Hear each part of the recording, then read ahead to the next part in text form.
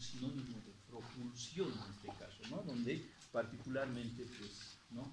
El sistema nervioso, ¿no? Juega un papel importante realmente de poder, ¿ya? Permitirle propulsar en este caso la continuidad de los alimentos, ¿no? En los diferentes segmentos del filo digestivo, ¿ya? La masticación y deglución, por ejemplo, se constituyen en una de las primeras etapas de la motilidad gastrointestinal, particularmente la deglución, ¿ya? Porque todo proceso digestivo pues inicia con la masticación de los alimentos, ¿no? Actividad en la cual, lógicamente, los alimentos pues son salivados en este caso, ¿ya? Y la epiglotis, en este caso, ¿ya? Es una de las estructuras anatómicas que permite precisamente la deglución de los alimentos, ¿ya? Esta fase de la masticación y la deglución particularmente pues tiene una fase voluntaria y una fase involuntaria. ¿Y a qué se refiere esta fase voluntaria y la fase involuntaria? Precisamente a la actividad que tiene, ¿ya?, el músculo estriado respecto al músculo liso, ¿correcto? Entonces, a la actividad que tiene el músculo estriado respecto al músculo liso, ¿ya? ¿Recuerdan ustedes la estructura histológica de la lengua? Está constituido principalmente por músculo estriado. Pues a ver, mueva su lengua usted. ¿No? Entonces, en ese proceso, por ejemplo, de masticación de la lengua, tiene una función importante, ¿ya? Porque nos permite captar sabores, ¿ya? La cavidad bucal también tiene músculo estriado, en este caso, importante en la elaboración de los movimientos, ¿ya?, voluntarios, ¿no? Porque tú contabilizas la cantidad de masticaciones, por ejemplo, que vas a efectuar, ¿no? Entonces, si comes, por ejemplo, algún alimento, entonces inicia ese proceso de masticación, y la masticación es una actividad voluntaria, ¿no? Pero una vez que has atragantado la comida, ¿ya?, esta estructura anatómica que es la epiglotis, que se encuentra, ¿no?, que se encuentra hacia la faringe, ¿no?, que se encuentra hacia lo que viene a ser la estructura faringea en este caso, ¿ya?, es aquella que te va a permitir al momento de la deglución, ¿ya?, cerrar las vías respiratorias, ¿no? Entonces en animales también tiene esta particularidad, ¿ya? Una vez que el alimento alcanza la faringe, entonces estamos hablando de que el músculo liso, ¿ya?, es quien va a continuar con este proceso digestivo, porque cuando ya los alimentos han pasado, no puedes devolverlo a la boca, ¿no? No puedes devolverlo a la boca, a no ser que se inicie el proceso, ¿ya?, de vómito en este caso, ¿no? Cuando se atraganta algo, entonces estimulas, ¿ya?, estimulas en este caso el reflujo gástrico como tal, ¿ya? Este reflujo gástrico pues permite que los alimentos sean devueltos a la boca, pero de manera natural, pues cuando pasa la epiglotis, en este caso los alimentos, pues lógicamente el músculo liso le permite dar la continuidad, y particularmente el sistema nervioso intrínseco y extrínseco en este caso pues permite iniciar este proceso de motilidad gastrointestinal. Entonces, cuando hablamos de aquella fase voluntaria, es precisamente la actividad, en este caso, ¿ya?, la actividad del músculo estriado, que particularmente tiene lugar en la cavidad bucal, ¿ya?, y tras el paso del bolo alimenticio, en este caso, hacia la faringe, la epiglotis, ¿ya?, que va a permitir, en este caso, la cerrada de las vías respiratorias, y lógicamente ahí contraviene, en este caso, la actividad del músculo liso para poder permitir la continuidad del bolo alimenticio.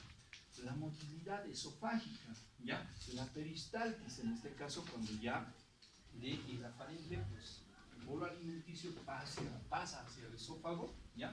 Entonces hablamos de una peristaltis primaria y de una peristaltis secundaria, ¿no?, que va a propulsar, por supuesto, el bolo alimenticio inicio, ¿ya? Con dirección hacia el estómago, ¿no? Entonces, ¿a qué se refiere con esta peristaltis primaria y peristaltis secundaria? Nótese, por ahí es una pregunta de examen, ¿ya? La peristaltis primaria está efectuada en este caso, ¿ya? Por la corteza motora del cerebro, ¿no? La corteza motora del cerebro se encarga en este caso de la peristaltis primaria, ¿ya? ¿Qué es la peristaltis primaria? ¿Ya?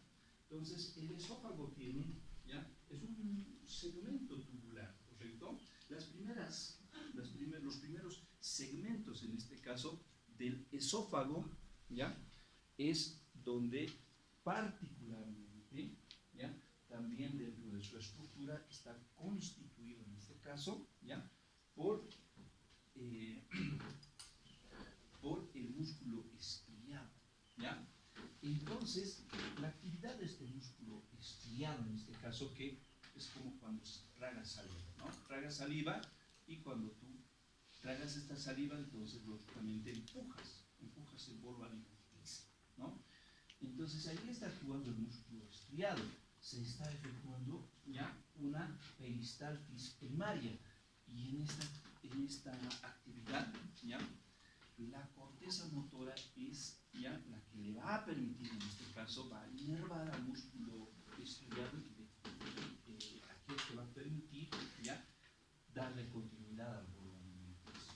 Posteriormente, ya, o sea, ¿dónde se ocasiona, dónde se origina o dónde se efectúa la motilidad esofágica? ¿Ya? En el primer segmento o en las vías superiores, en este caso, el esófago, es donde se da la peristaltis primaria, ¿ya?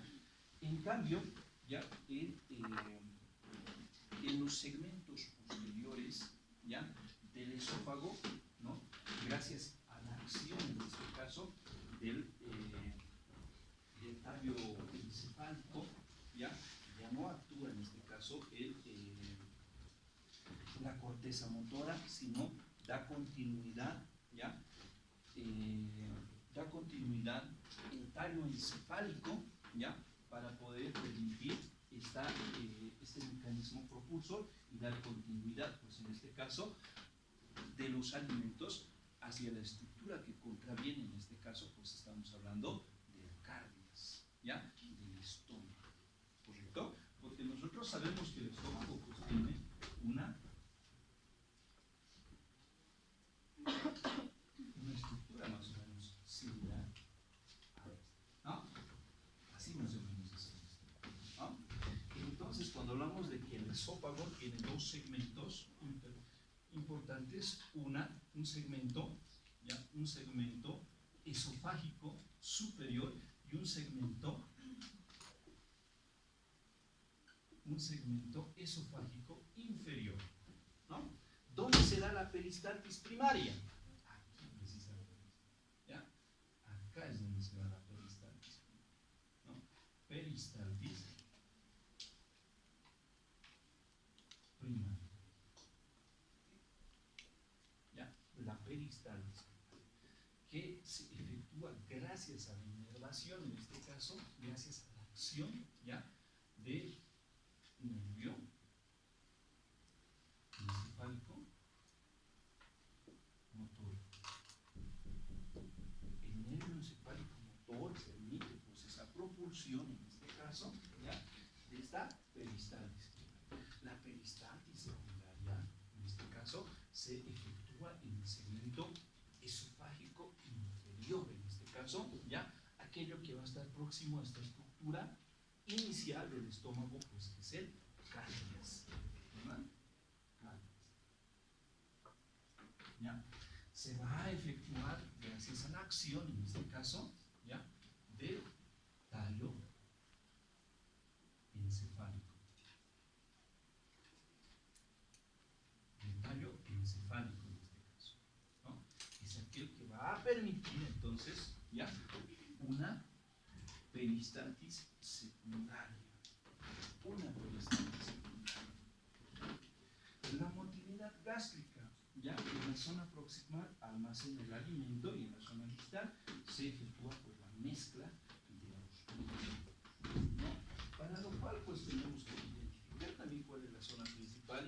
zona, ¿ya? Distal como tal, ¿no? Ustedes recordarán que el estómago de los monogástricos, al igual que el estómago glandular en los rumiantes, tiene tres segmentos muy importantes, ¿no? Estamos hablando de una zona que se denomina como cardias, ¿ya? Y esta otra zona, ¿cómo se denomina, Luciana? ¿Ah? Se denomina el píloro, ¿ya? Y esta zona,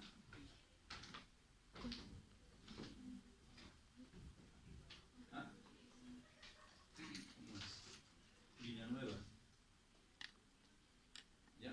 Es la región o la zona fúngica, ¿ya? Fúngica.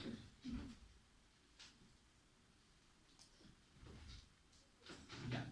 Entonces, el cardias, la región fúngica, y el píloro. El píloro es aquel que va a comunicar pues, con el intestino delgado particularmente, ¿no? Entonces, ¿qué pasa en un reflujo gástrico cuando se da el proceso ruminal, por ejemplo, cuando se inicia la rumia? ¿Ya? Esta zona, el cardias, gracias a la acción de la epiglotis, en este caso, ¿qué pasa? La epiglotis cierra en este caso, ¿ya? La faringe, ¿no? Y este cierre es como si tú, por ejemplo, ¿qué pasa cuando se taponea, por ejemplo, una taza de baño? Ya tú agarras la goma, presionas y haces esta operación como que succionas, ¿correcto? Ese mismo proceso en la rumia, ¿ya? Y en la regurgitación de los alimentos se efectúa, pero gracias a la acción de la epiglotis. Y acto seguido, en este caso, el cardias, ¿ya? Tiende pues a abrirse, ¿ya? Para que el reflujo gástrico, en este caso, o la peristaltis invertida, pues no se efectúe para que los alimentos sean devueltos, en este caso, a la cavidad bucal, ¿ya? Particularmente una actividad recurrente en los rumiantes, ¿no? Entonces la motilidad esofágica no se va a normar primaria en lugar acá, ¿ya? En el segmento esofágico superior, ¿ya? Gracias a la acción de la gracias a la acción del nervio encefálico motor. La peristaltis secundaria tiene lugar en el segmento esofágico inferior gracias a la acción del tallo cerebral o del tallo encefálico. ¿Ya? Entonces, la motilidad gástrica permite, bueno, dentro de lo que viene a ser la motilidad gástrica, entonces esta primera zona es donde se almacenan los alimentos y este segmento inferior, en este caso de la región fúngica, pues permite, en este caso, la mezcla, ¿ya?, de los alimentos. Y la motilidad intestinal, particularmente, gracias a los nervios, en este caso, ¿ya?, del sistema intrínseco y extrínseco, permiten, en este caso, la motilidad intestinal, que son particularmente las contracciones de segmentaciones que mezclan el quimo, en este caso de secreciones digestivas, que facilitan la absorción o la continuidad de los alimentos en este caso, ¿no?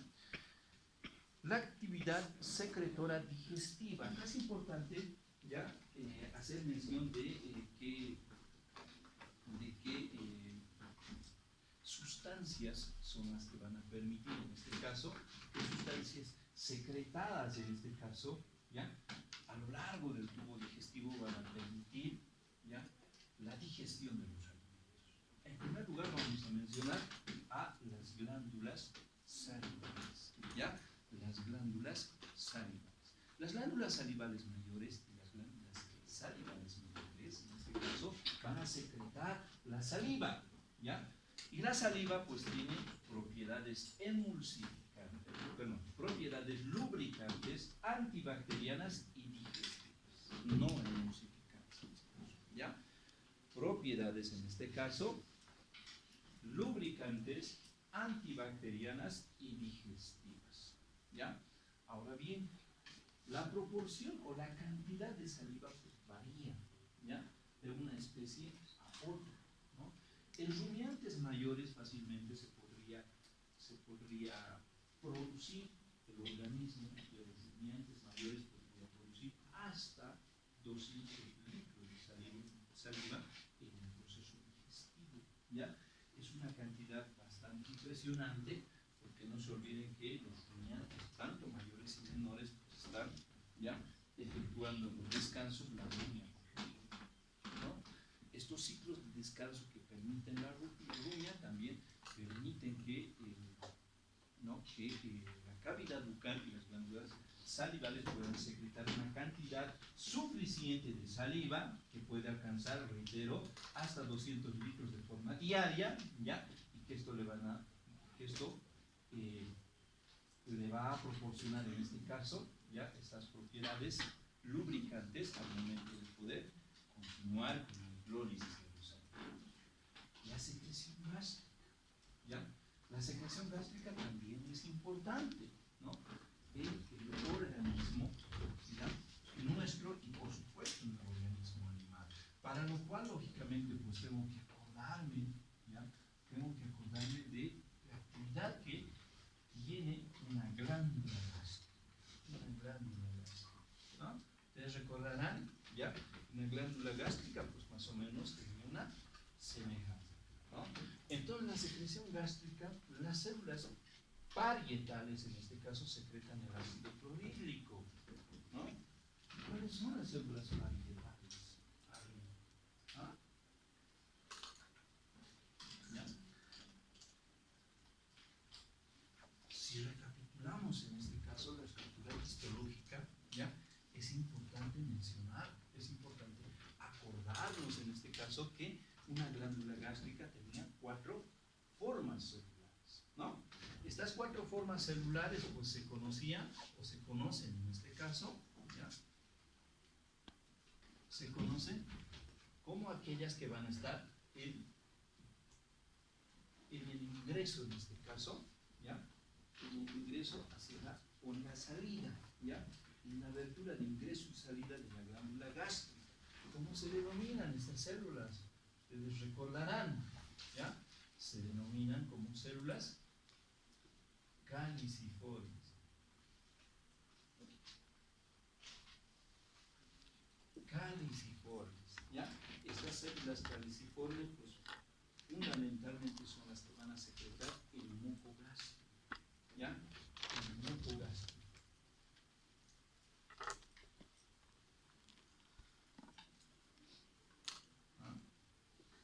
Después habíamos indicado, recuerdan ustedes en la materia de histología, ¿ya? De que existen células que van a estar adosadas a la pared, en este caso de las glándulas gástricas, ¿ya? Que van a estar pegaditas a las glándulas gástricas, ¿ah? Esas células precisamente son estas, ¿ya? Las células afectadas, ¿ya? Se denominan, en este caso nosotros como lo hemos denominado en la parte histológica, lo hemos denominado como células bordeantes, ¿ya? Ahora saben que no solamente son células bordeantes, son células parietales también.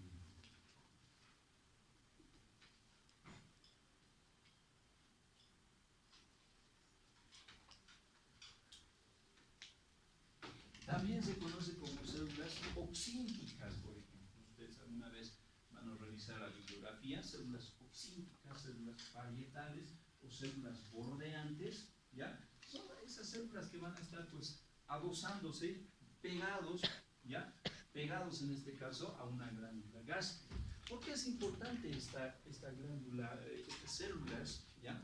Porque precisamente son las que van a secretar, ¿ya? El ácido clorhídrico, ¿ya? Pero no solamente secretan el ácido clorhídrico,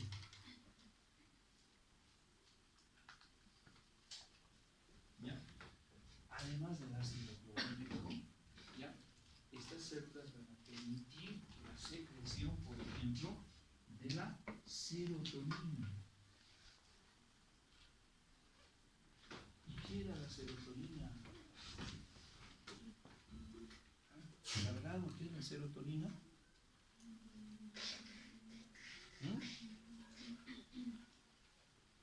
¿Qué es la serotonina? Ya estamos próximos al examen. ¿Qué es la serotonina?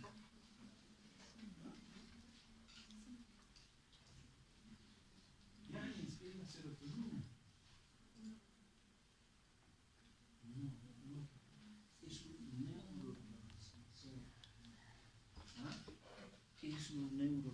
transmisor. La serotonina, recordarán ustedes, en la fisiología del sistema nervioso había ya mecanismos donde los neurotransmisores pues realizaban una ¿ya? Actividad, ¿ya? Una actividad conjunta con el sistema endocrino, ¿no? Serotonina, pero además de eso, las células parietales o las células bordeantes producen la histamina. ¿Ya? La histamina presente en los procesos alérgicos. ¿Ya? En los procesos alérgicos, ¿no? Después de esto habíamos indicado que también tienen dos células muy importantes, ¿no? Muy cerca, casi de vecinos en este caso, a las células bordeantes. Ya tenemos otras células y tenemos unas células que se encuentran también que se encuentran en la base de la glándula gástrica, y aquellas que van a estar al lado, en este caso, ¿ya? De la glándula gástrica, ¿ya? Que van a ser de vecinos, en este caso, de las células bordeantes. Entonces recordarán histológicamente que estas células que estaban pues, ¿no? De vecinas con las células bordeantes son las células principales, ¿no? Estas células, ¿ya? Son las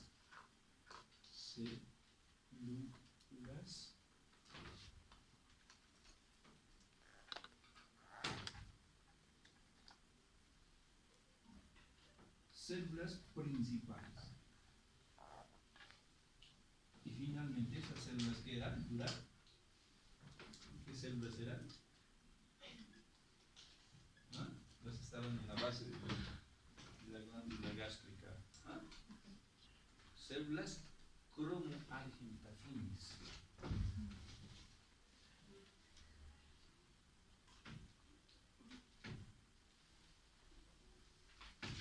Van a revisar, a ver, por ahí les estoy engañando. Entonces revisen sus apuntes de histología y bueno, van a ver que las estructuras celulares pues ya habíamos manifestado, ya habíamos hablado en esa oportunidad. Pero ¿por qué es importante en la fisiología ya digestiva en este caso? ¿No?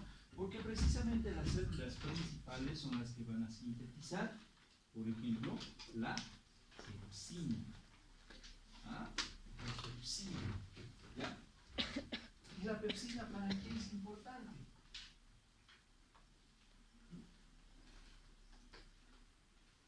¿Qué hace esta pepsina? La pepsina.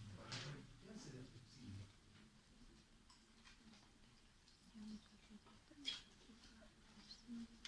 Nada. Ácido clorhídrico. ¿Ya? La pepsina, pues, es una enzima que te permite la síntesis de proteínas.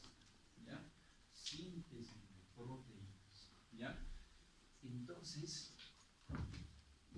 en la región ya fúndica próxima al píloro, pues lógicamente hay una gran cantidad de glándulas gástricas, ¿no? Donde lógicamente pues se sintetizan enzimas, se sintetizan jugos gástricos, se sintetizan ya el moco gástrico y además del mismo se sintetizan hormonas, ¿ya? Precisamente las células cromoargentafinas pues permiten la síntesis, por ejemplo, de la gastrina. ¿Ya? La gastrina, ¿no? Y la gastrina pues es una hormona digestiva que se secreta, ¿ya? Y que permite en este caso pues, ¿no? Generar un medio ácido que permita la degradación de los alimentos. Y es acá, en estas células cromoargentafinas, ¿no? Aquella que tiene lugar en este caso con la secreción de hormonas digestivas para hacer el proceso digestivo, que está presente fundamentalmente en la región inferior del estómago, ¿ya? Del estómago. ¿Está? Entonces, la secreción gástrica, ¿ya? Particularmente el ácido clorhídrico es secretado en este caso por las células bordeantes, ¿ya? Las células bordeantes secretan el ácido clorhídrico, ¿ya? Las células principales secretan el sinógeno, que es aquella que te va a permitir facilitar o iniciar el proceso de síntesis de las proteínas, ¿ya? Pero así como se secretan, ¿no?, enzimas, hormonas, en este caso en el estómago, ¿ya?, el páncreas también es una glándula. ¿Qué tipo de glándula es el páncreas, señorita? ¿Ah? ¿Qué es el páncreas? ¿Ah? ¿Es una glándula?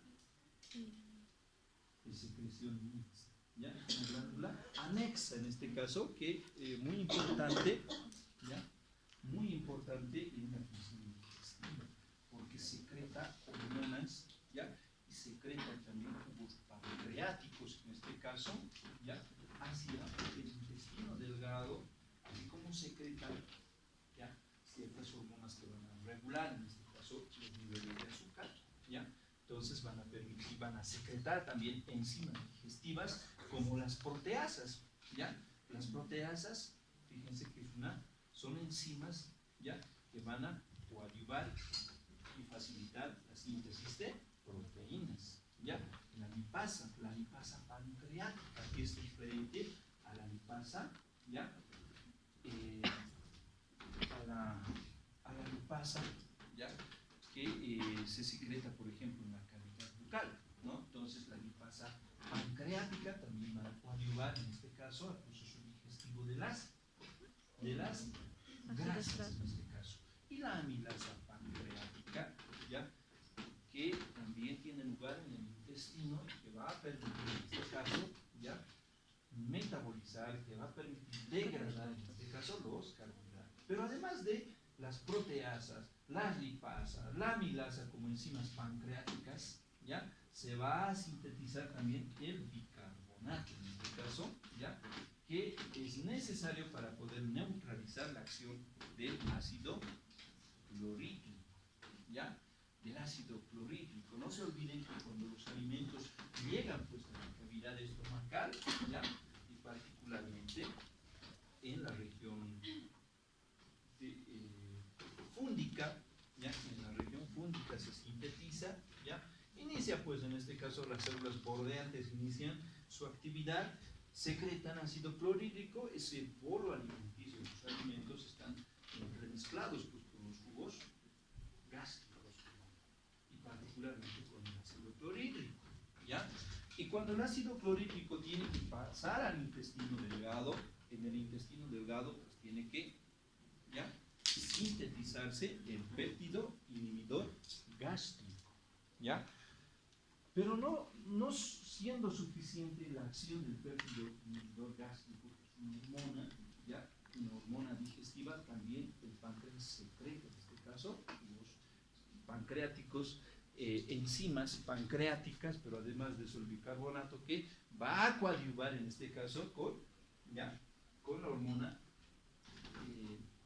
que es el péptido inhibidor gástrico, ¿ya?, va a sintetizar el bicarbonato y de esa forma, ¿ya?, junto con el péptido inhibidor gástrico, el bicarbonato pues, va a permitir neutralizar en este caso, ¿ya?, el ácido gástrico que va a estar presente pues, en el intestino delgado. Porque si ese proceso no se efectúa, ese proceso de neutralización, pues lógicamente la mucosa intestinal pues, sufriría daños a nivel del intestino, ¿no? Entonces la secreción biliar es importante precisamente para la emulsificación de las grasas, ¿no? Acá es importante mencionar de que los lípidos, en este caso, ¿ya?, tienen que transformarse, en este caso, ¿ya?, tienen que transformarse en kilomicrones, ¿ya?, y los kilomicrones particularmente, ¿no?, son los que van a agarrar el sistema linfático y a través del mismo, pues, ¿no?, iniciar el proceso de iniciar el metabolismo, ¿no? Entonces, los ácidos grasos, ¿ya?, biliares en este caso, que son emulsificados, particularmente los lípidos, ¿ya?, tienen lugar particularmente en el intestino, ¿ya?, y el color verde de la bilis pues es gracias a la bilirrubina como tal, ¿no? Dentro de las principales funciones digestivas es importante mencionar la captura, digestión, la absorción y la eliminación. ¿Ya? Entonces, la captura es gracias a la acción de los órganos, aprensores. ¿Ya? En las diferentes especies domésticas, ¿no?, de consumo, incluidas las aves, por ejemplo, ¿ya?, el proceso de digestión se inicia con la prensión de los alimentos. ¿Ya? La prensión. De nosotros, ¿cuál será el órgano aprensor de los alimentos ahí? En la especie humana. ¿Usted? Los caninos. ¿Qué es usted? ¿O qué es? ¿No? ¿Ya? La boca y los dientes. La boca y los dientes. ¿Ya? Cuando nosotros ingerimos un alimento, pues se encuentra en la cavidad bucal. Precisamente los dientes son los que no permiten que la comida, pues, salga de la boca. ¿Correcto? Entonces, en las aves, ¿cuál es el órgano aprensor? ¿Cómo inicia el proceso digestivo? El pico, pues el pico agarra los alimentos, ¿correcto? ¿Ya? En la especie ovina, los pequeños rumiantes, ¿cuál es el órgano aprensor? La boca. ¿Qué dice usted, Villanueva? ¿Ah? La boca, ¿ya? Los labios móviles, ¿ya? En pequeños rumiantes van a ver a las ovejitas, ¿ya? Los labios móviles son los órganos aprensores, ¿no? No come como el caballo, por ejemplo, ¿ya? Los rumiantes menores, ¿no?, tienen esos labios móviles, ¿ya?, que permiten, pues, arrancar los alimentos. Y los rumiantes mayores en los bovinos, más allá de los aprensor, Flores.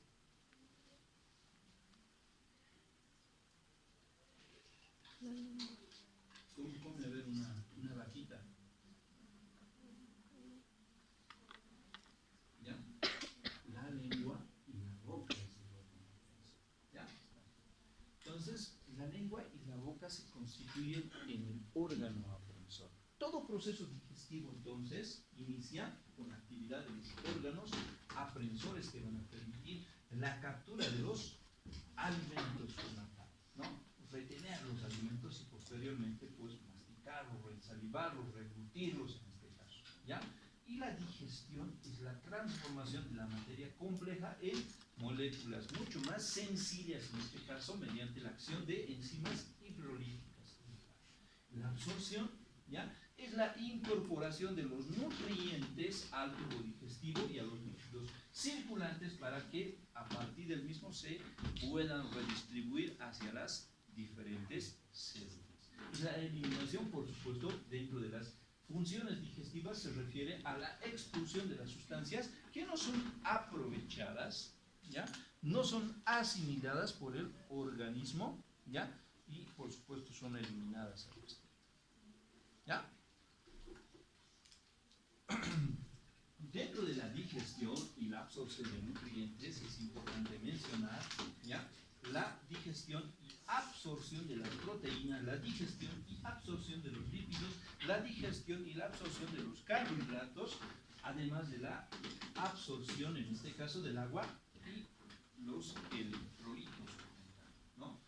En lo que respecta, ¿ya?, a esta macromolécula que son las proteínas, ¿ya?, son digeridas en este caso por la pepsina, ¿ya? Pepsina. Entonces, ¿ya?, el proceso metabólico de las proteínas inicia en la boca, en el estómago, ¿ya? Los carbohidratos y los lípidos, pues, inician en la boca, ¿no?, en la cavidad bucal, ¿ya?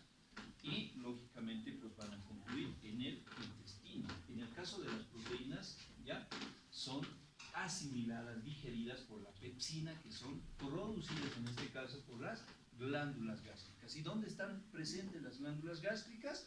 En el estómago, ¿ya? En el estómago. Las proteasas en el páncreas, ¿ya?, que va a tener una actividad muy importante a nivel del intestino, ¿ya?, que se absorben en calidad, en este caso, de aminoácidos o pequeños péptidos como tal, ¿ya?, que van a pasar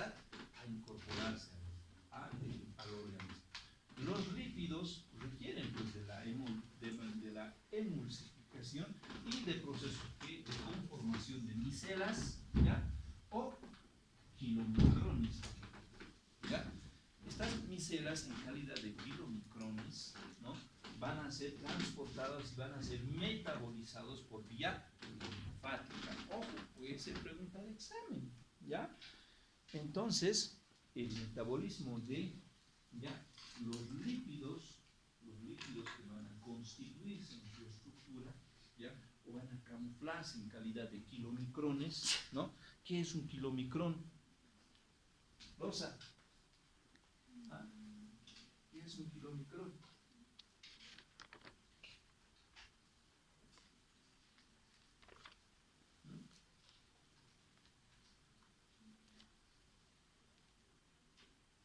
Belinda, ¿qué es un kilomicrón, Belinda?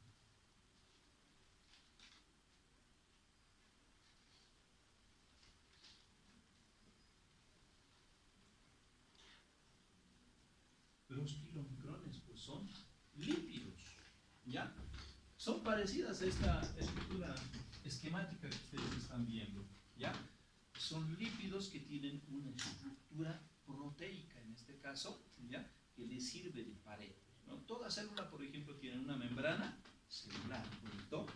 Entonces, si una célula fuera, en este caso, ¿ya?, un lípido, ¿no? Un lípido es así, ¿ya? Entonces, tiene una gota de grasa. ¿Y qué pasa cuando en el proceso metabólico, ya, las grasas o los lípidos en este caso, ya, tienden a conformar una estructura, ya, una estructura en forma de pared, ¿no?, que en este caso son proteínas, ya? O sea, en su estructura adquieren una composición proteica a nivel de las paredes, ¿ya? Y precisamente esta estructura de paredes, ¿no?, esta estructura molecular de los lípidos con una pared de proteínas les permite pues camuflarse en este caso, ¿ya?, y permite que se puedan metabolizar después de la emulsificación de las grasas, ¿no?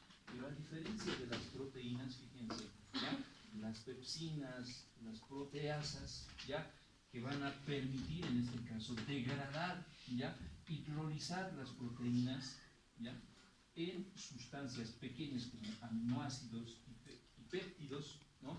En este caso, en los lípidos, el proceso de hidrólisis como tal va a permitir que, ya, después de la emulsificación, en este caso, pues los lípidos viajen, en este caso, a la célula, ¿ya?, a las células, y posteriormente sean transformadas en kilomicrones, expulsadas de la célula y posteriormente agarren la vía linfática para su metabolismo, pero ya en lípidos, ¿no?, con una pared proteica, ¿no? Entonces, esos son los kilomicrones. Son lípidos que tienen una estructura proteica en forma de pared, que lógicamente son aquellas que van a ser transportadas por vía linfática para su metabolismo, ¿ya? En lo que respecta a los carbohidratos, ¿no?, son inicialmente digeridos por la amilasa salival, posteriormente la amilasa pancreática, continúa el proceso de hidrólisis, en este caso, ¿ya?, en moléculas mucho más pequeñas, ¿no? Los monosacáridos se absorben por transportadores específicos como tal, ¿ya?, y lógicamente, pues, ¿no?, de esa forma se efectúa el metabolismo de las macromoléculas como tal. En lo que respecta al agua y a los electrolitos, el proceso, ¿ya?, de absorción del agua, ¿ya?, se efectúa por ósmosis en este caso, y los electrolitos que se absorben por un transporte activo o por difusión simple y facilitada, ¿ya? Difusión simple y facilitada. Dentro del proceso digestivo es importante también hablar de los procesos fermentativos, ¿ya? De los procesos fermentativos, ¿ya? La fermentación microbiana, por ejemplo, ¿ya?, que se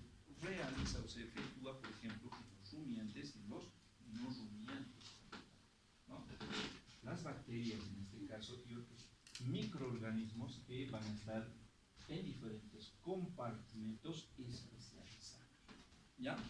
Acá es importante que se anoten lo siguiente. ¿Ya? Esto podemos borrar. Ya podemos borrar, ¿no? Este pequeño recordatorio en este caso. ¿Ya? ¿Ya? Entonces, dentro de estos procesos fermentativos, la fermentación microbiana, ¿ya?, es aquello que va a tener lugar en principio y los ácidos grasos volátiles en este caso, ¿ya? Entonces son los que van a contravenir después. O sea, ¿a qué me refiero con eso? ¿Ya? Rumiantes. ¿Cuántos compartimentos tienen EISA los rumiantes? ¿Cuáles son? ¿Ah? ¿Cuáles son? ¿Ya? El rumen. ¿Correcto? Después. Retículo. ¿Ah? El retículo. Después. Omaso. El omaso.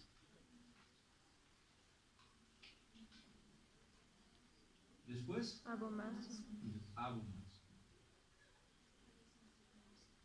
Omaso y abomaso. ¿No? Rumen, retículo, omaso y abomaso. ¿No? Entonces acá en los no rumiantes estamos hablando de un estómago.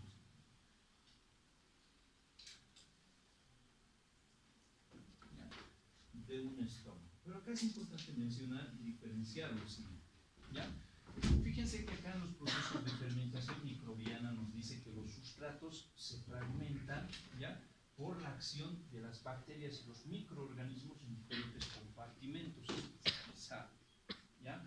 Pero ¿cuáles son esos compartimentos especializados? Por ejemplo, los rumiantes. ¿Ya? Este proceso fermentativo en este caso, ¿ya?, donde los microorganismos, los protozoarios en este caso, los hongos que van a degradar, ¿ya?, los alimentos, ¿no?, de origen vegetal, pues se encuentran en estos dos compartimentos. ¿Ya? En el rumen, en el retículo, es donde se va a efectuar la fermentación microbiana.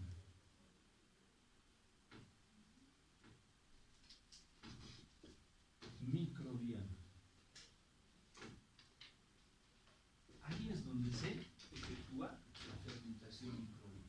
¿Listo? Después, en el omaso, ¿ya?, en el omaso, en el tercer compartimento estomacal, ¿ya?, en el tercer compartimento estomacal, ¿ya?, precisamente se efectúa la absorción del agua,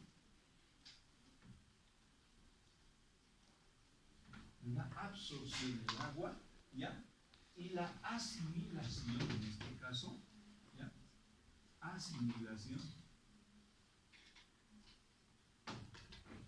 de los gases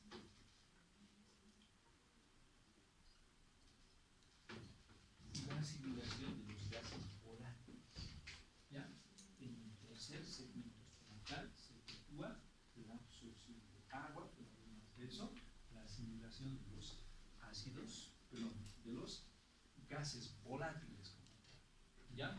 Y en el cuarto y último segmento, en el estómago glandular, es donde lógicamente, pues, ¿no?, se efectúa la actividad, en este caso, de síntesis de hormonas, de síntesis de enzimas, en este caso, que van a continuar con la hidrólisis de las macromoléculas. ¿Ya? Pero si en los rumiantes la fermentación, ¿ya?, microbiana se efectúa en los dos primeros compartimentos estomacales, ¿ya?, en los no rumiantes, ¿dónde se efectuará? Karenini, ¿dónde se efectúa en los no rumiantes? A ver, ¿Tankara?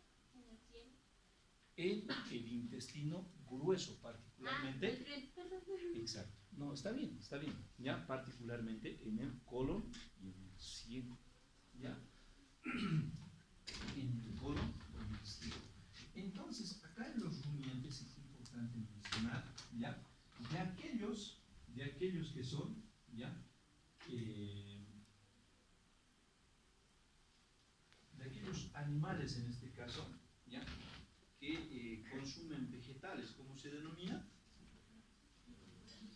Herbívoros. Herbívoros, ¿ya? Herbívoros. En los animales,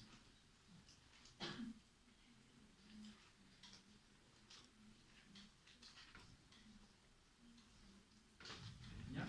Pero acá es importante diferenciarlo también, porque cuando hablamos de herbívoros, estamos hablando, por ejemplo, de los équidos. ¿Los équidos comen? ¿No?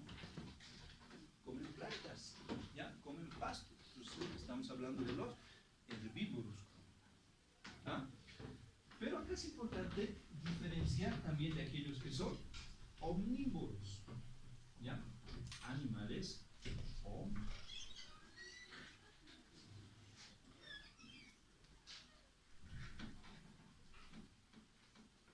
¿Ya? Los animales que son omnívoros, ¿no? ¿Cuáles son las especies domésticas que son omnívoros, por ejemplo? ¿Ah? Ya, el cánido, pero domésticas de consumo. Cerdo. El suino, por ejemplo. ¿Ya? El suino es un omnívoro, ¿no? Entonces, el proceso fermentativo con la fermentación microbiana en herbívoros se efectúa particularmente en el intestino grueso, ¿ya? Estamos hablando del ciego y del colon. ¿Ya? Y en los omnívoros, ¿dónde se efectúa el proceso fermentativo?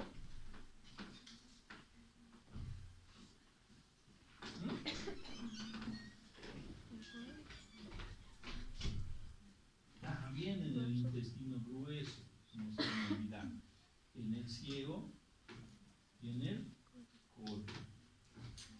¿Ya? En el ciego, en el colon es donde tiene lugar, en este caso, el proceso fermentativo.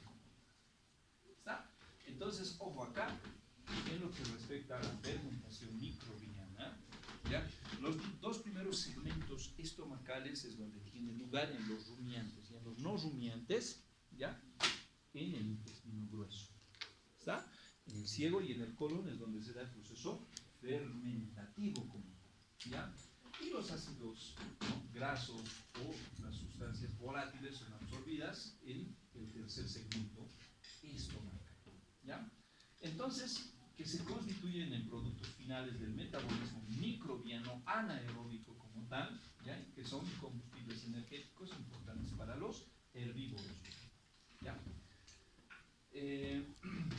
La rumia es un proceso de regurgitación, remasticación, reinsalivación y redeglución como tal, ¿no?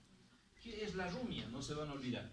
Es un proceso, ¿ya?, de regurgitación de los alimentos, remasticación, reinsalivación, remasticación y redeglución que permite, pues, ¿no?, la digestión de los alimentos, ¿ya?, y que es una actividad que se efectúa en los rumiantes. La fermentación intestinal ocurre en el intestino grueso, particularmente de aquellos, ¿ya?, herbívoros, ¿no?, que no son rumiantes, ¿ya?, y que puede cubrir ciertas necesidades energéticas como tal. ¿Ah? Ahí tenemos, por ejemplo, la rumia, y que, bueno, particularmente la definición, que es la regurgitación de ingestas seguida de la remasticación, reinsalivación y la redeglución, ¿no? En la regurgitación es importante, ¿ya?, es importante la actividad epiglótica en este caso, ¿ya?, con la inspiración cerrada en este caso, que va a permitir la contracción o la peristaltis, el reflujo gástrico en este caso, ¿ya?, toda vez que la apertura del cardias a nivel del estómago va a permitir que estas ondas, ¿ya?, antiperistálticas a nivel esofágica permitan, pues en este caso, la vuelta de la comida hacia la cavidad bucal.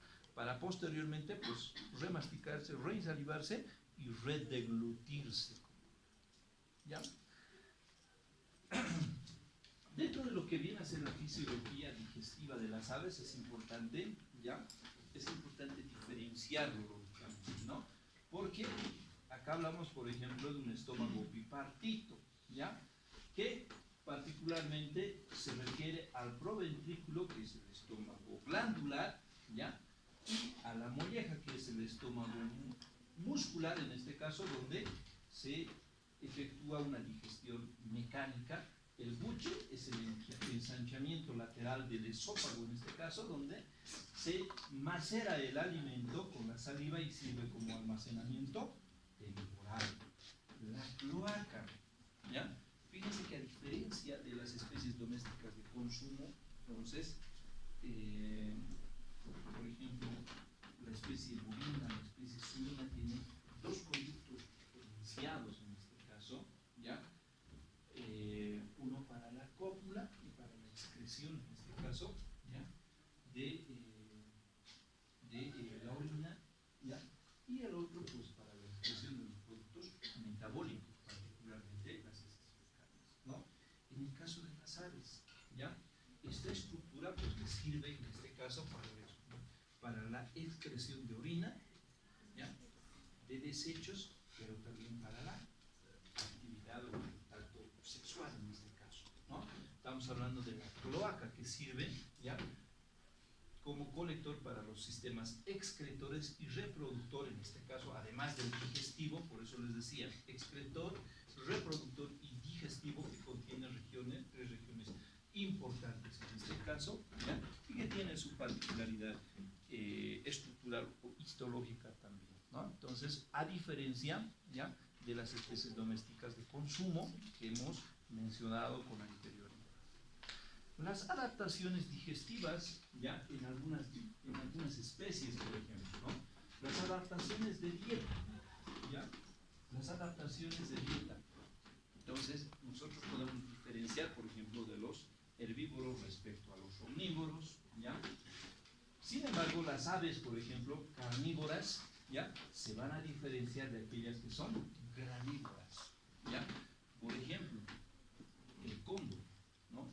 Por ejemplo, el águila, ¿ya? El águila o algunas otras aves que son carnívoras, ¿ya? Entonces tienen un tracto digestivo mucho más corto en relación a las granívoras. Por ejemplo, las aves domésticas, ¿ya? Tienen un tracto digestivo mucho más largo, a diferencia de aquellas aves que son carnívoras. Entonces, es una de las adaptaciones digestivas ya especiales, por ejemplo, en lo que respecta a la fisiología digestiva. Los órganos especializados, por ejemplo, ¿ya? Los ciegos actúan como intestinos auxiliares, por ejemplo, ¿ya? ¿Cómo van a estar posicionados los ciegos, ¿no? Si bien, por ejemplo, en los animales domésticos de consumo, ¿ya? El intestino grueso es la continuidad del intestino delgado, ¿correcto? ¿Ya? Y aquella que va a conectar con el conducto anal. ¿Qué pasa con las aves? ¿Ya? En las aves, por ejemplo, ¿ya? El ciego, pues es, ¿no? En este caso, van a realizar un contacto con el intestino delgado, pero además de eso, en el intestino delgado va a adquirir o va a contener, en este caso, en la estructura, un divertículo de Meckel, ¿ya? Que es exclusivo en las aves, ¿ya? Que es exclusivo en las aves, ¿no? Y que son remanentes embrionarios en este caso. El conducto, ¿ya? El divertículo de Meckel son remanentes embrionarios que provienen del saco uterino, ¿ya? Pero ¿qué es lo que le proporciona, por ejemplo, este remanente, ¿ya? Embrionario? Particularmente el suministro, ¿ya? De oxígeno y nutrientes, ¿ya? En las primeras etapas de vida de las aves. ¿Ah? ¿Ya? Es por esa razón que un pollito, por ejemplo, bebé, ¿ya? Puede estar 3 días, 4 días, sin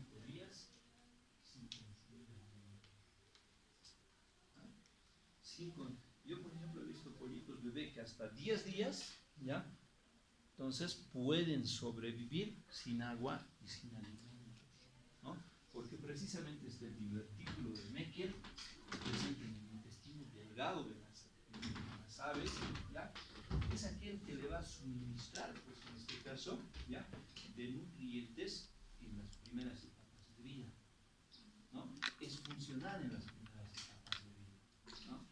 Porque, por ejemplo, las aves que salen de las incubadoras de Santa Cruz, Cochabamba, por ejemplo, gran parte de los avicultores que se dedican a la cría de aves, ¿ya? De engorde, hoy en día en los yungas, entonces solicitan, pues, ¿no? la compra, en este caso, de los pollitos bebé directamente de Santa Cruz, ¿no?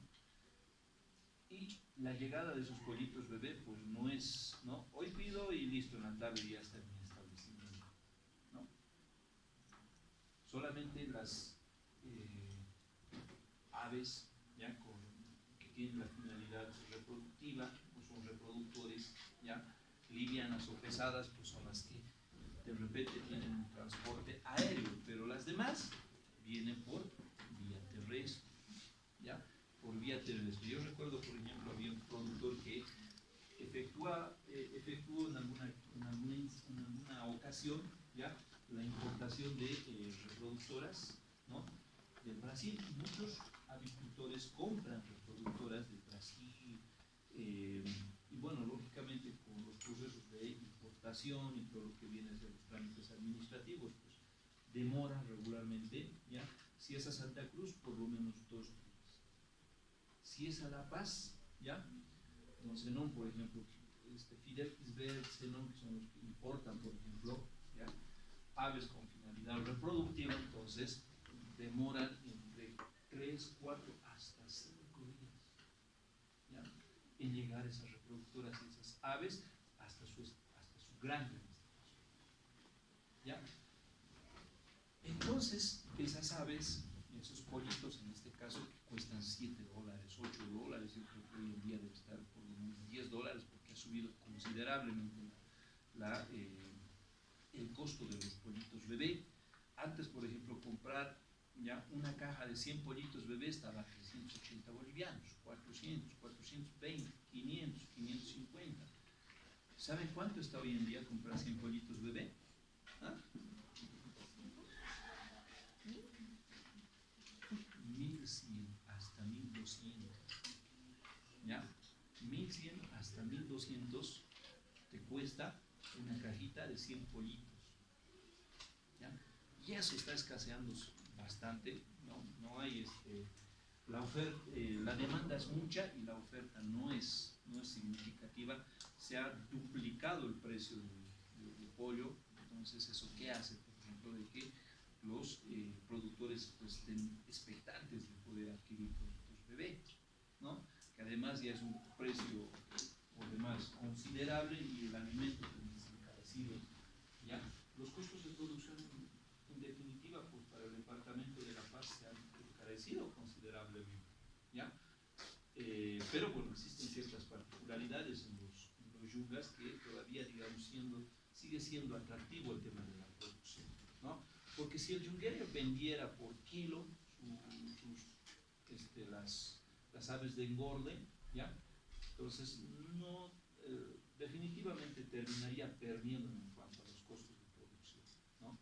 Entonces la ventaja que tiene el productor avícola, en este caso en la localidad de los yungas, es que te venden en este caso pollitos, aves en este caso concluidos, ¿ya?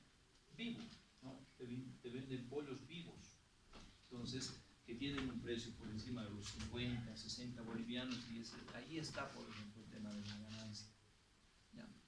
Ahora, lógicamente, pues algunos otros agricultores tienen ciertas particularidades en cuanto al tema del comercio, que también, digamos, siguen más, ¿no? Siendo una actividad importante en la localidad de los yungas, ¿no?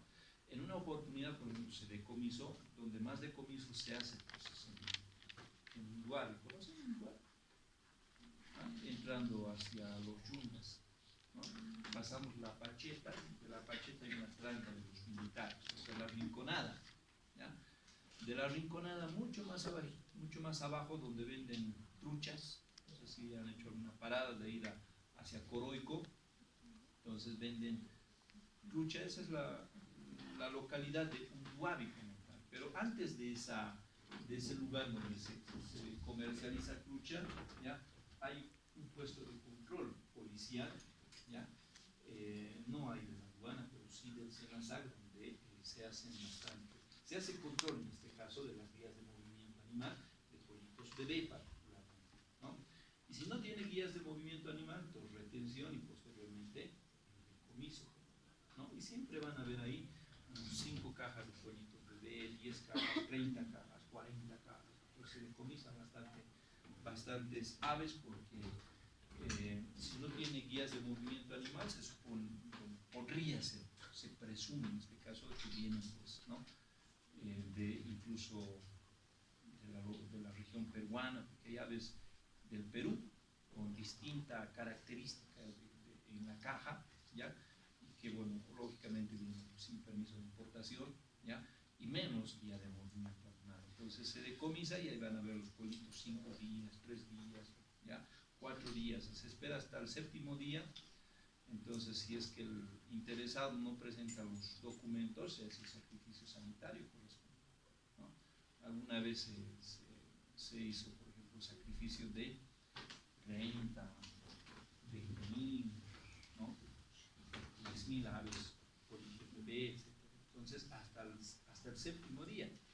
Y los pollitos bebé, el 5.º día, el 7.º día, pues, siguen vivos, ¿no? Sin tomar agua, sin haber comido, ¿no? Sus cajitas. Entonces, pueden vivir hasta los 10 días, precisamente dentro de estas adaptaciones especiales, por esta característica que tienen, ¿ya? Por este divertículo de Meckel o el saco uterino, en este caso, que está presente en el intestino delgado, ¿ya? Particularmente en las aves, le proporciona y le suministra de nutrientes en las primeras etapas de vida a las aves, ¿no? Es por esa razón que pueden vivir, pues, días, ¿ya? Sin consumir alimentos ni agua, ¿no? Los pollitos bebés. Pero lógicamente, pues, cuando van pasando los días, la mortalidad se incrementa de manera significativa, ¿ya? Si llegan 100 aves a tu establecimiento, al 7.º día vas a tener una mortalidad por encima del 20%, ¿ya? Entonces, cuanto más tiempo va pasando, entonces menos reserva en el intestino delgado y la mortalidad lógicamente se va a incrementar. La ganancia, la conversión alimenticia, pues, no es ya al principio, pues, lógicamente las aves de engorde no van a ganar peso, ya van a tener dificultad de crecimiento y después ya lógicamente pues van a ponerse al ritmo, ¿no? Existen también algunas variaciones anatómicas. En algunos casos, por ejemplo, algunas aves como las palomas carecen de vesícula biliar, no tienen vesícula biliar, ¿ya? Y algunas, bueno, por ejemplo, las aves domésticas, ¿ya? Tienen conductos, 4 conductos en este caso, ¿ya? Hepatoentéricos. Nosotros tenemos uno, ¿ya? Por ejemplo, ¿ya? El conducto nuestro es el colédoco, pues, ¿no? Donde la bolsa de la vesícula biliar pues, se conecta con el intestino delgado, particularmente con el huevo. En las aves tienen 4 conductos, no solamente uno, tienen 4 conductos, ¿ya? Hepatoentéricos que van a coadyuvar en los procesos intestinos, ¿ya? Lo que respecta a los sistemas digestivos comparados, los rumiantes tienen, ¿ya? Preestómagos para la fermentación. En los équidos dependen, en este caso, de la actividad del intestino grueso en la actividad fermentativa, ¿no? El páncreas, ¿ya? El páncreas es una glándula anexa en este caso, que es muy importante en la fisiología digestiva, ¿ya? Porque no solamente van a nivelar, en este caso, las concentraciones de azúcar, sino también, ¿ya? Van a secretar los jugos pancreáticos, ¿no? En el caso de la actividad endocrina, en este caso, ¿ya? El páncreas va a secretar la insulina, que tiene una acción hipoglucemiante, que es disminuye en este caso la concentración de azúcar en la sangre, ¿no? En cambio el glucagón, ¿ya? Ambos de naturaleza peptídica, en este caso tienen una acción, ¿ya? Hiperglucémica. Es por esa razón que va a nivelar las concentraciones de azúcar en la sangre. Es importante también, ¿ya?, hablar dentro de estas hormonas, ¿ya?, de la actividad que tiene la somatostatina en este caso, que es peptídica, que inhibe la secreción de las hormonas gastrointestinales y pancreáticas, además de la insulina, glucagón, gastrina, ¿ya?, gastrina, ¿no?, como la función fisiológica. Y finalmente, ¿ya?, dentro de lo que viene a ser la fisiología digestiva, es importante mencionar, ¿ya?, de otras hormonas, en este caso, otras hormonas digestivas, por ejemplo, como es la grelina, que es la hormona del hambre, ¿ya?, y del péptido IgE, que es una hormona, en este caso, ¿ya?, que va a inhibir, ¿no?, que va a inhibir el apetito, ¿ya? Estas hormonas, pues, actúan lógicamente como reguladores del consumo de alimentos para la obtención de energía, ¿no? La grelina, ¿ya?, es una hormona que se constituye como la hormona del hambre, ¿ya? Entonces, cuando ya el individuo está saciado, ya ha consumido los alimentos necesarios, pues, se sintetiza el péptido IgE. Y el péptido IgE, pues, es aquella hormona que va a inhibir, en este caso, el apetito, ¿ya? Hasta aquí estaríamos concluyendo, ¿ya?, la unidad temática que corresponde a la fisiología digestiva, ¿ya? ¿Tienen alguna consulta? Ya. Hasta acá entonces van a estudiar para lo que es el primer examen parcial, ¿ya? Hasta acá vamos a esta unidad temática va a ingresar, ¿ya?, al primer examen parcial. ¿Listo? Les voy a enviar las diapositivas y también les voy a enviar la bibliografía correspondiente, ¿ya? ¿Les parece si nos damos un recesito de unos 10? Ya tienen que hacer acá. Acá tenemos algunos ejemplos, no vamos a trabajar con todas las especies domésticas de consumo, vamos a trabajar con los no rumiantes y los rumiantes pequeños y rumiantes mayores. Entonces, acá tenemos ya la diferencia en el caso de los rumiantes respecto a los no rumiantes. ¿Qué es lo que tenemos que detallar acá? El tipo de alimento que consumen, los órganos de aprehensión del alimento, ya en este caso, la capacidad fermentativa, el lugar de digestión mecánica, el lugar para la digestión fermentativa, el lugar para la digestión enzimática, ya, los nutrientes productos de la digestión y el sitio de absorción de los nutrientes. Entonces vamos a detallar ese cuadrito conforme, ya, a los grupos. Solamente en una hojita tamaño carta, ya. Entonces, de forma grupal, por favor, vamos a trabajar. Tienen 30 minutitos, por favor, para